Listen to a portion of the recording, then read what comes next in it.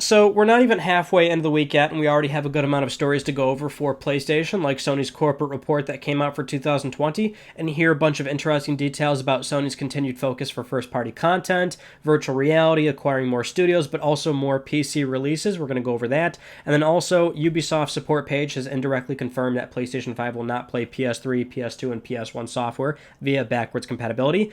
I've warned you all for a while about that, but we'll touch on that also as well. So to dive right in, let's go over Sony's corporate report for 2020. This is basically their self-report card, more or less, about how they've done, what they're doing right now, and what they plan to do in the future for all their divisions for the entire Sony group. But for games and network services, we had a lot of not all too surprising details, but certainly ones that are still very encouraging to hear about the PlayStation business. So starting off, we have this quote right here where it mentions, under the segment for games and network services, Sony Interactive Entertainment SIE continues to invest in or acquire firms with abundant creativity and cutting-edge technologies to build up worldwide studios, an association of first-party title production studios. Most recently, in August 2019, it acquired Insomniac Games, a longtime Sony partner that has developed many hit titles. It goes on to say, third-party titles, meaning IP developed by game software developers outside the Sony group, also play an important role in indirectly enhancing the appeal of the PlayStation platform and its user community. Sony offers various forms of assistance, such as sharing its libraries and providing technical support to creators, including independent studios, to facilitate the best game development environment possible. When it comes to this topic, we've seen over and over and over again directly from Sony that they are actively looking to acquire more studios, and yet there hasn't been that much movement as one would think based off of how often we talk about this. We saw them acquire Insomniac in 2019, Pixel Opus formed in 2014. There's a secret San Diego studio that we're hoping will get a formal reveal within the next year or so, but outside of that, the vast majority of Sony's 14 studios, that portfolio, was formed or acquired over 10 years ago. If we try to look at previous examples of what Sony's looking to do with their cash by way of acquiring talent, we don't have much there. Just that potentially they were going to place a bet on Liu Technologies. That fell through. We had murmurings for a bit that they were looking to acquire Remedy Entertainment. That didn't pan out. They're a publicly traded company, so if there was any strong indication that it was really going to happen, we certainly would have found out about that. We did see Sony make a minority stake investment into Epic Games, but that's not acquiring talent. So what is Sony doing with this capital going into PlayStation 5? Well, the most recent thing we heard is that they're approaching every major third party looking to make any sort of deal work, whether that's exclusive content, timed exclusivity, or full-blown exclusivity. They're looking to do a lot of stuff with big third-party publishers. So with all that said, why has it been slow going? Why are we seeing more third parties? I think this really goes back to the reputation thing with Sony's first party, where there's a certain standard that they want to reach with their software, and so they're not going to acquire just any studio. It really has to make sense for them, and oftentimes it is much cheaper to invest in a third party deal, or certainly a second party deal where it's a title by title basis, fund the project from the ground up, and things like that are part of the evaluation process. You know, we saw them work with Quantic Dream for a very long time. I'm sure if they wanted to acquire that studio after that 3-game deal, then we would have seen that happen, but of course that didn't pan out. So with Sony, there is a certain standard that they want to reach, and that's why it just seems to take much longer. But anyway, getting back to the corporate report, under strategic direction, it says to reinforce content IP, SIE will accelerate the enhancement and rollout of its portfolio of exclusive PlayStation titles as a result of cooperation with in-house development and partner companies. Sell-through of PS4 software titles continues to grow, and the intention is to further enhance the lineup with compelling content. In executing these strategies, greater emphasis will be placed on user engagement. SIE plans to provide content for a variety of game genres and formats and make advances in unique and immersive interactive experiences, such as VR. Through maintaining the momentum and ecosystem that the PS4 built up until now, we will promote a smooth transition to the PS5. So nothing really unusual here. Sony still has a huge commitment to exclusive content, and they make that distinction whether it's first, second, or third party. Exclusive content, it does matter whether you like it or not, and they always talk about this long-term future of growth and scalability. We have to consider that in that long-term future, Sony's well aware of this, but when physical hardware becomes less and less relevant, why would you subscribe to PlayStation? Why would you buy a PlayStation product? Well, because it offers something that you cannot get anywhere else. So it's really the case for for any sort of industry that you really want to talk about. Exclusive content does matter. It's very important. Good to see that continued focus there. Also good to see a continued commitment to the VR platform. I don't think there were really any doubts in this area. Of course, Sony hasn't been very forthcoming in talking about a new VR headset on PS5, but we were already told over a year ago that PSVR 2, or whatever it's going to be called, will not be launched alongside PlayStation 5, so we'll have to wait a year to 2 years into PS5 before they start talking about any sort of updated headset, new controllers. We did see some recent footage, recently released footage of old prototype PlayStation motion controllers out of Sony's R&D lab that showed some pretty impressive finger tracking. Nothing incredibly revolutionary, but of course the company is R&Ding a lot of different products in the VR space. We know they've been working on it as early as 2010 for PlayStation hardware, at least, so they are of course going to continue doing virtual reality, and that's the exciting thing about VR when we talk about this. You may not like it now, but there's so much room for growth in this area, especially in a world where 2D games have diminishing returns, but for the VR space there's so much room for it to get better. Moving on, it says SA aims to achieve robust revenue growth by accelerating the virtuous cycle that has been established for the PlayStation platform. This entails increasing active users and playtime, enhancing network services, and reinforcing content IP so that consumers select PlayStation as their platform of choice. The page ends off by saying we'll explore expanding our first-party titles to the PC platform in order to promote further growth in our profitability.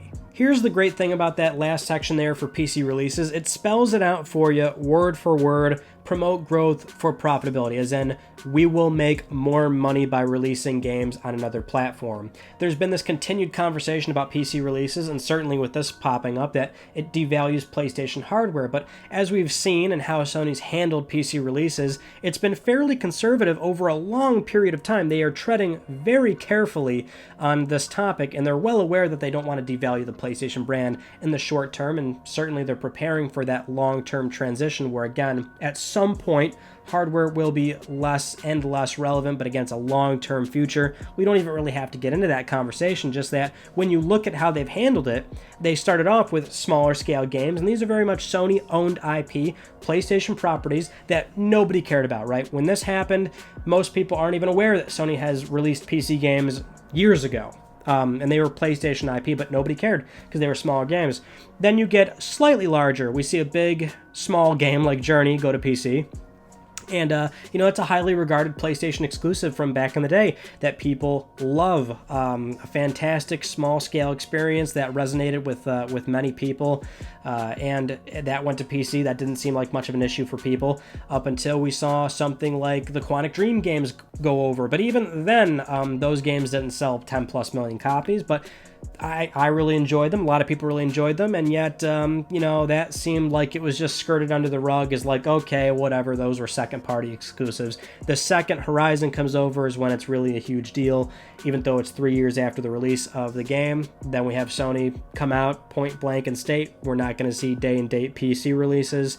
It really goes back to, if you remember, the Bloodborne rumor. We had a discussion that, there was a rumor suggesting that Bloodborne would come to PC, and same conversation really, where it's a very aged game. It's not going to sell another 3 million copies on PlayStation 4. It's just not going to happen. You could port it to PlayStation 5 with, you could update it, make it a native PS5 game, give it a higher frame rate, which it could certainly use, bump up the texture resolution, the display resolution, give it a bunch of fancy bells and whistles, give it some ray tracing.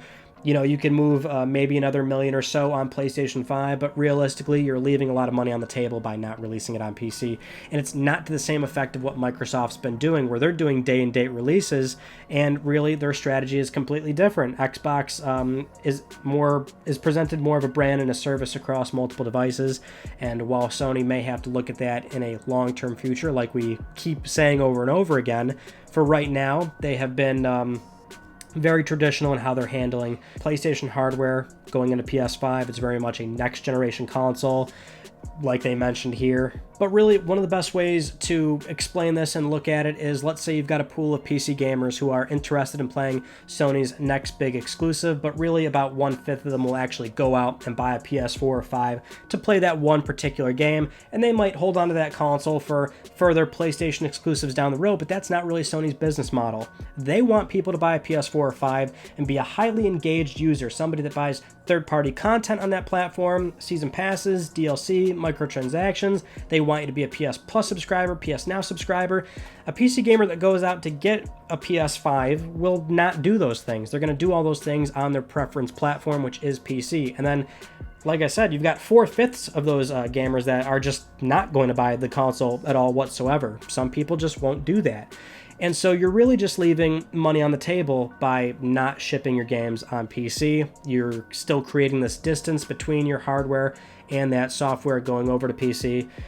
It really is a matter of, if we could sell another 1 million to 2 million copies of X, Y, and Z games, ship it on PC, cater to that audience. They're not going to be an engaged PlayStation user. From the very onset, they're not going to do that. There is some crossover with console and PC gamers, but your average PC gamer is not going to fit the bill for what Sony's looking out of their business. So will we see more PC releases? Yes, and we didn't need this corporate report to even tell us that.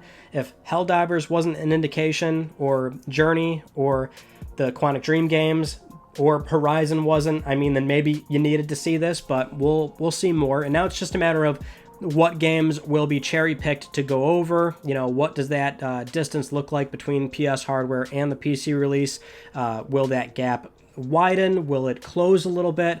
These are things that we'll see. It's just a matter of how quickly will Sony get there. They've been pretty conservative up to this point, but down the road they might get more aggressive. Now, moving on to our favorite topic on this channel, where I'm always the bad guy, but backwards compatibility. Just recently we saw Ubisoft support page talk about transitioning from PS4 to 5, X1 to Series X, talking about their upgrade programs, but also mentioning backwards compatibility for presumably their own games, because they're not at liberty to discuss hardware-related features. That would be something Sony and Microsoft want to talk about. But on that support page, they mentioned for PS5, it will not play PS3, PS2, or PS1 games. This has now been removed, so adding more fuel to the fire, but really this is something that we've discussed previously, where whether it's denying something or confirming something, Ubisoft is a third-party publisher. It's not their place to do these things. So like we saw with the DualSense, where somebody asked on Twitter, does the DualSense have back buttons? And I forget who had the controller at the time, but they basically said they're not at liberty to discuss that. Despite the fact that it does not have back buttons, they can't deny that. It's Sony's position to deny information like that. And so that's really what we're seeing here on Ubisoft's support page. Granted, they're presumably talking about their own software. They can't really sit here and say no to something on Sony's behalf. But either way, not entirely surprising. This is something where I'm not going to bore you with details here. I will link you to a video down below that I made a few months ago now. Really, it seems like the be-all, end-all video. It's going to hold the test of time surely, because it properly explains at great length why we are not going to see PS1, 2, or 3 backwards compatibility on PlayStation 5, and why we see it on Xbox Series X for pretty much all their Xbox platforms, right? And it's it's kind of a multifaceted conversation to have, which is why it really needed its own video. But I'll link that down below if you haven't seen it just yet. But that'll paint a much better picture of why we're not seeing that kind of support on the PlayStation side of things. Anyway, I think that's it for this conversation. We have a lot more news stories to cover on Friday for Let's Talk PlayStation, so stay tuned for that. If you haven't yet, please subscribe for the best PlayStation news, reviews, and updates that are here on YouTube. You can follow me on Twitter at Mystic Ryan, and that is it. I will see you all in my next video. You take it easy.